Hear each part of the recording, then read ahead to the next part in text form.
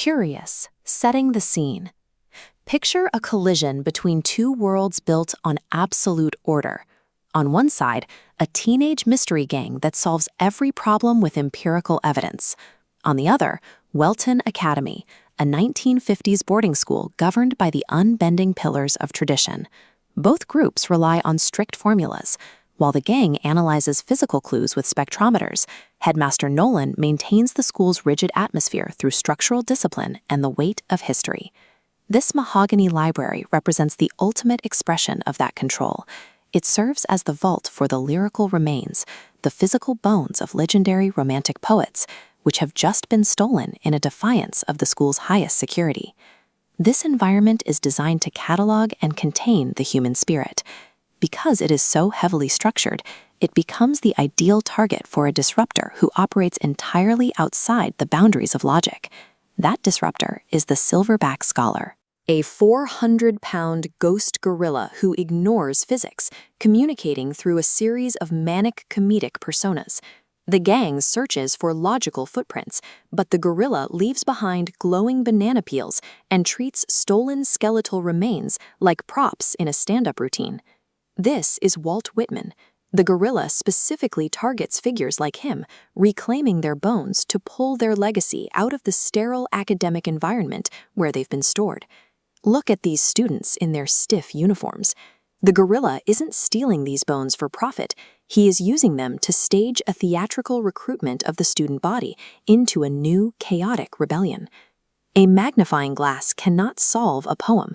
The investigators have no way to catch a monster whose entire purpose is to dismantle the concept of a rational solution. The investigation moves into the Welton underground. In this space, the gorilla begins weaponizing metaphors, turning literary concepts into physical traps that logic cannot navigate. This diagram shows the chasm of Thoreau, a void uncrossable by physical weight. Bridges defined by literal logic collapse, stabilizing only when supported by creative metaphor. When the gang uses standardized testing logic to cross, the resulting weight causes the entire path to buckle. This is Henry David Thoreau. The only way forward is for the gang to adopt his philosophy of transcendentalism, using abstract thought rather than physical measurements to solidify the bridge. They eventually reach the River of Reason, water flowing upward toward the ceiling, shattering the investigators' reliance on the physical laws of gravity. These traps aren't meant to stop the investigators. They are designed to deprogram their dependence on rational thought and force them to experience the art they chase. The final ideological trap is the cage of logic. The bars pinning the gang are forged for rigid vocabulary, words like conformity and tradition physically holding them inside. The cage door only opens when the gang performs a spontaneous, absurd rhyming limerick. They are forced to become the very poets they were sent to police. In the gorilla's dressing room, Shaggy and Scooby find a 1989 yearbook. It is bookmarked to a photo of a young, laughing student named Robert. Robert was Headmaster Nolan's college roommate, the friend who brought balloons to the dorm while Nolan chose the path of the gray suit. By stealing the bones, Robert is forcing Nolan to confront the version of himself he buried 40 years ago. This entire haunting is a theatrical intervention. It is the ghost of Nolan's own lost youth returning to disrupt a life that has become nothing more than a catalog of sterile traditions. The climax occurs in a subterranean amphitheater. The gorilla is broadcasting pure creative energy to an audience of students, all wearing red berets and sitting in rapt silence. This wave represents iambic radiation.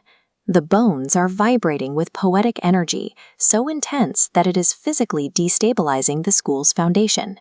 This is the romantic poet Percy Bysshe Shelley.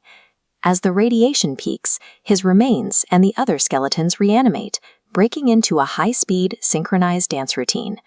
Headmaster Nolan enters with armed guards, but the gang presents him with the 1989 photo. They use evidence of his past to break his rigid tradition. The standard mystery resolution is gone.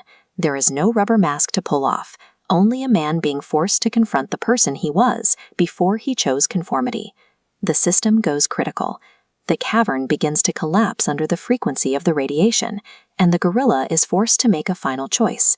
The gorilla acts as a circuit breaker, grounding the radiation through himself. He vanishes in a flash of pink light, leaving only his red beret. This is Robin Williams. The Silverback's personas channel his legacy, demonstrating that true art defies containment and cannot be neatly categorized. True creativity cannot be solved or locked in a vault. It must be experienced wildly, leaving us with the imperative to carpe diem before the day seizes us.